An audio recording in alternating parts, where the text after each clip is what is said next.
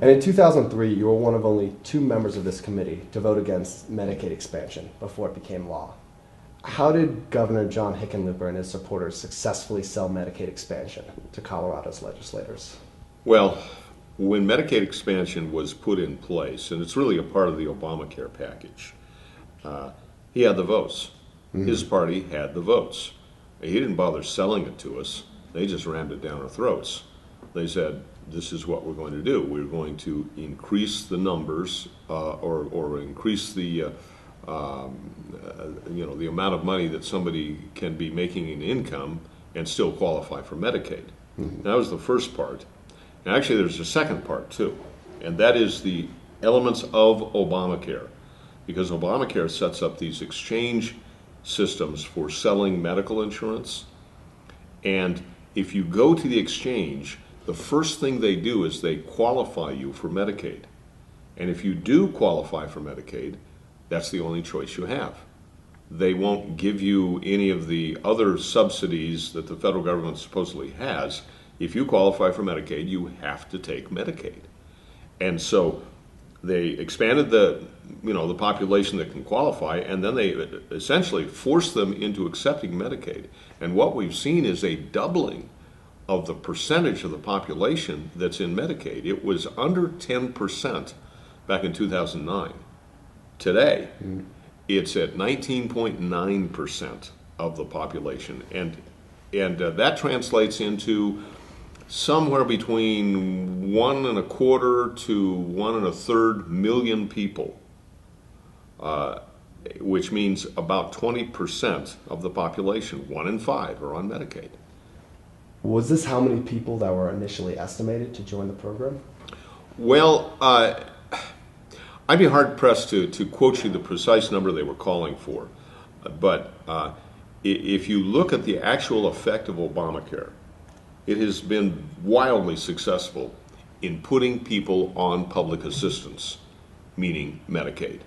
Now, at the same time, here's a perversity to this whole mix, and that is that Medicaid doesn't pay the provider what it costs. They're at, I heard in committee just today, one of the officials saying Medicaid pays about 70% of the cost for the medical services that are provided. And a couple of things happen out of this. A lot of specialists who are on their own say, I can't do this, so they just don't participate. So people can't find the doctor they need. But secondly, those who do participate, they realize that they've got to charge somebody for the rest of the cost. And so they cost shift over to those of us who are paying insurance or private pay. So it's driving the cost of medical care for everybody else higher as it puts more and more people onto the government assistance programs. Now, if Medicaid doesn't cover the cost of care, why have hospitals been so in favor of Medicaid expansion? Well, hospitals here in Colorado have another gimmick up their sleeve, and it's called the hospital provider fee. And this is tied in with Medicaid. And this is the way this scheme works. Hospitals pay essentially a bed tax on everybody who comes into their hospital, either inpatient or outpatient. There's a certain cost, and it's fairly substantial. It's it's in the hundreds of dollars per day per bed. And it amounts to, I believe it's about $300 or $500 million a year that the hospitals pay the state in this provider fee. And then the state goes to the federal government, who matches that and gives them, the equivalent amount or nearly. Initially, it was a 1-for-1. In other words, the hospital puts up $1, the federal government puts up $1. This is put in a pot that's then redistributed to the hospitals according to how many Medicaid patients they have. So the more Medicaid patients they have, the more of this pot of money they get back. So for hospitals, that's kind of the scheme they have, and that's why they play the game, okay, so far. But this is assuming that the federal government is going to keep up their part of the deal. And I'm not even talking about Obamacare, first paying all of the freight for the expansion population. I'm talking about just Obamacare or the federal government continuing to pay their 50% share of this hospital provider fee gimmick. And how do you feel about that promise? Well, they've already started to back off from it. Just yesterday, I heard in a committee meeting that they are down to a little bit less than half. And we've seen this in other places. The federal government had a commitment to provide a subsidy for the health exchange insurance co-ops, and they ended up paying this last year 12 cents on the dollar. They like here in Colorado, they said we're going to give you $16 million to this insurance cooperative system that's under the Obamacare umbrella. Okay, and instead, what they came through with was 12% of that, an eighth. And what happened in Colorado, it was set up rather poorly anyway, but this is what literally broke the back of this cooperative. So 85,000 people lost their insurance policy because the company went bankrupt.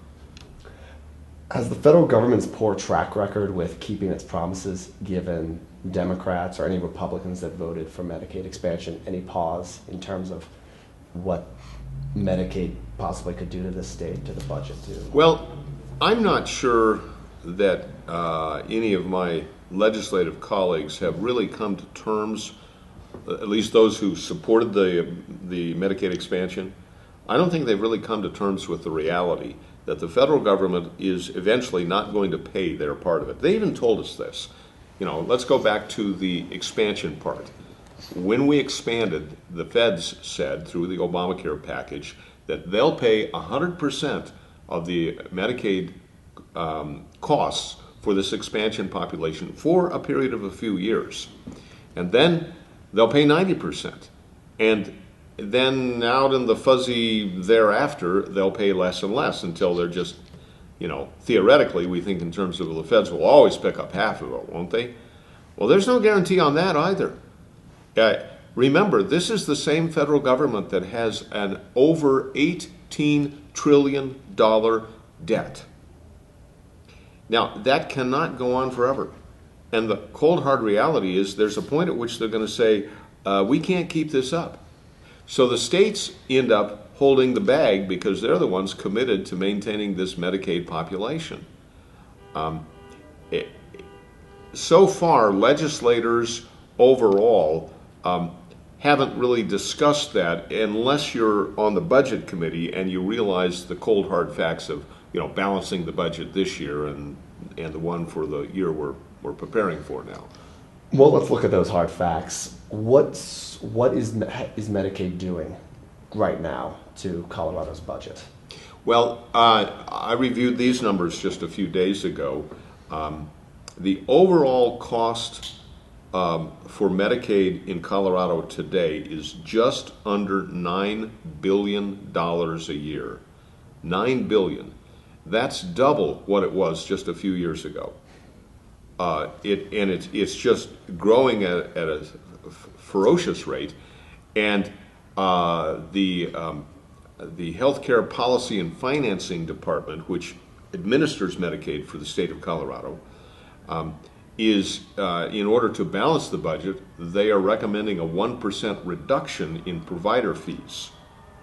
So even though we only pay 70% of what it costs, what they're saying is, well, let's cut it by another percentage point. Let's make it that much less. And so that's the kind of shell game nonsense that we see when we just don't have the money to pay the bills that are out there. Have they considered what the effect would be on provider participation? I mean, it's no secret that when you reduce provider reimbursements, there's less provider participation in the Medicaid program. Oh, sure. And nationally, this is a problem. I've talked to doctors from all over the country about do they participate in Medicaid? And only those who work for a public clinic or some big hospital system, they'll say, okay, but anybody who's on their own is like, are you kidding me? I have to pay my bills too, so how can I stay afloat when I'm involved with this? And this is some of the perversity of Medicaid for the person who has the policy. You've got great coverage you just can't find a doctor. You know, duh. Now, you can generally find a general practitioner to start the process, but in today's medical world, if anything goes wrong, the doc says, well, you need to go to somebody to work on your thyroid issue or your stomach issue, or maybe you need a hip replacement or some surgical something, and so you go to a specialist. Well, they're just not out there when it comes to Medicaid, and actually, I remember a rather interesting example several years ago when Obamacare was just passed, and the federal health, let's see, what do they call themselves? Health and, I don't know, anyway, the federal government that administers Obamacare. Health and Human Services. Health and Human Services, okay. Too many acronyms around in this world for me. But this was a meeting of legislators from several states, including Wyoming. And I remember there was this one legislator from Wyoming. She raised her hand and she said, you know, we have a particular problem because our state's big state, not a lot of people, and therefore we have very few specialists. And she cited one particular specialty. It was some pediatric dental something or something like that. And she said, there's one guy, and he's in Cheyenne. If you're in Jackson Hole and you've got a problem, you've got to drive to Cheyenne or fly to get this taken care of.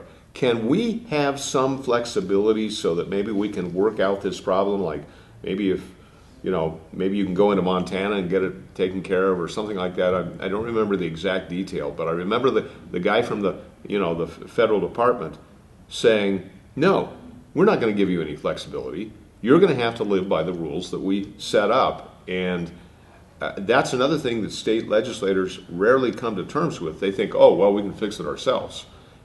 We administer this, right? No, you play by the rules that the feds put in place. And when it comes to Medicaid, it's run from the top down.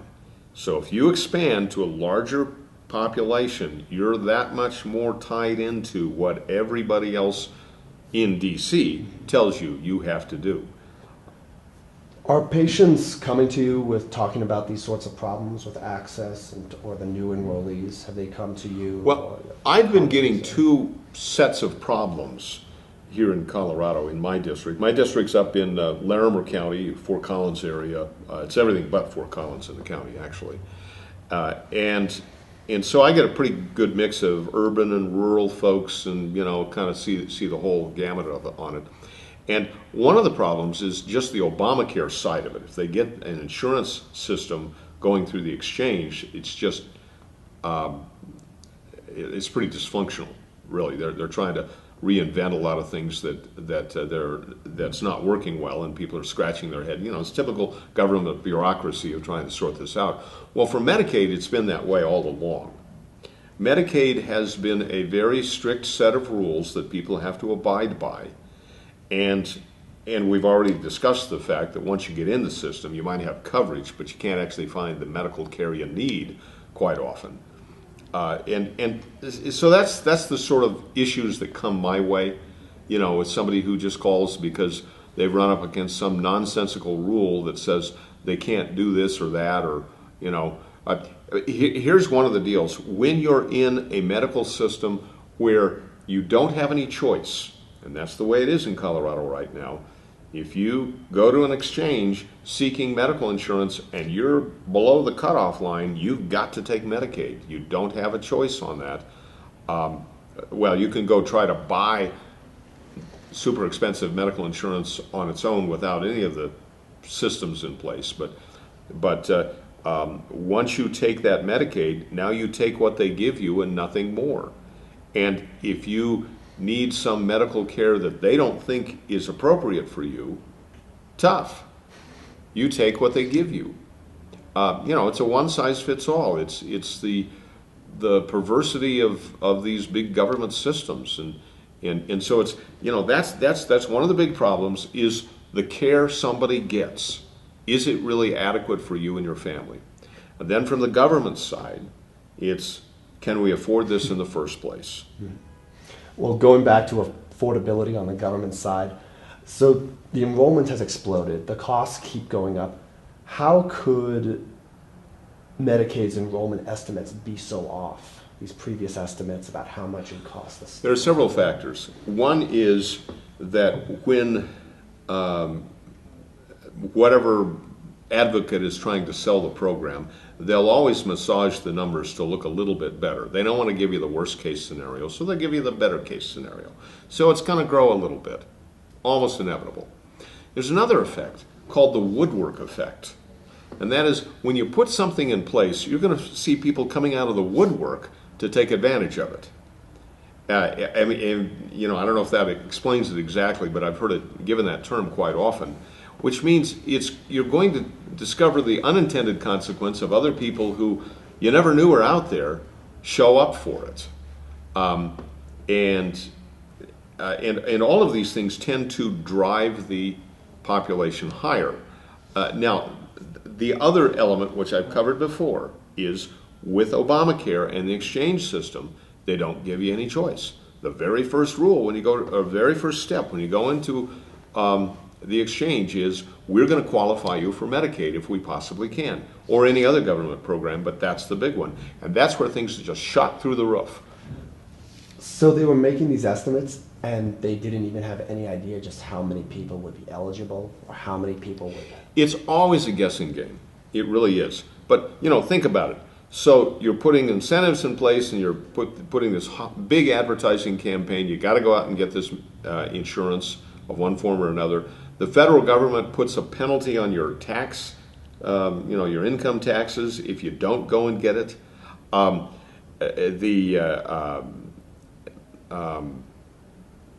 running out of the thises, but just everything pointed towards more people were going to be pushed into the system, and here we are.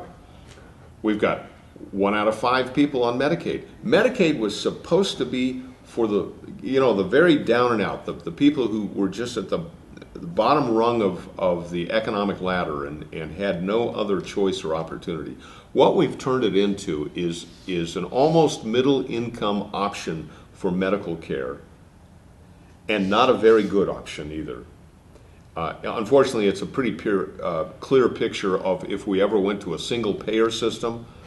You know, take half of Medicaid and half of the VA system and put them together, and that's what you're going to get. And so when you expand the Medicaid population, you're really asking to make that bigger. And let me take this down another road too, because here in Colorado, we used to have a program called Cover Colorado, and another program called Colorado Program for the Medically Indigent, I think it was called. And that one actually still exists to a limited degree, and that is somebody who really is in a middle class income status and hits a big major medical emergency. There's some relief available there. For Cover Colorado, that was an insurance program that the state set up so that anybody who had a pre-existing condition could still get medical insurance at a fairly reasonable rate. Well, with Obamacare and the expansion of Medicaid and all the other things, they literally gutted Cover Colorado to pay for some of those programs. And so we had things that worked. Now we have things that don't work well, even though they can say, well, we've gotten rid of the high numbers of the medically who don't have medical insurance at all.